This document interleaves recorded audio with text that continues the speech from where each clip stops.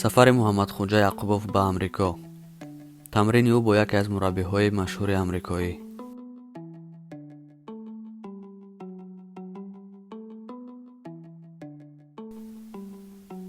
муҳаммадхоҷа яъқубов муҷзани машҳур ва ношикасти тоҷик баъд аз муҳорибаи охирини худ ба амрико сафар кард. охирин муҳорибаи ӯ 2 ноябри соли 2019 баргузор гардид ва дар он муҳориба рақиби худ аз Мексика Абраҳам Монтояро шикаст дод. бо ин ғалаба муҳаммад камарбанди WC International худро ҳимоят кард. ин муҳорибаи 15-уми муҳаммад дар варзиши ҳирфаи ӯ буд. муҳаммад яъқубов дар 15 муҳорибае ки дошт ғалаба ба даст оварда ва соҳиби якчанд камарбанд мебошад.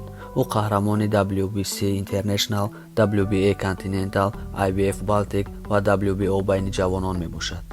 муҳаммадхоҷа яъқубов дар раддабандии ҷаҳонӣ дар WBC мақоми 7-ум, дар WBO мақоми 9-ум ва дар IBF мақоми 15-умро касб мекунад. мувофиқи раддабандии боксрек дар ҷаҳон дар вазни худ мақоми 13-умро касб мекунад. айни замон муҳаммадхоҷа яъқубов дар Лос-Анҷелеси амрико қарор дошта бо яке аз мураббиёни машҳури амрикоӣ Фредди Роуч тамрин мекунад. муҳаммад дар он ҷо ба муҳорибаи навбатии худ омодагӣ мебинад. таърихи муҳорибаи навбатии муҳаммад ва рақиби ӯ ба зудӣ муайян хоҳад шуд.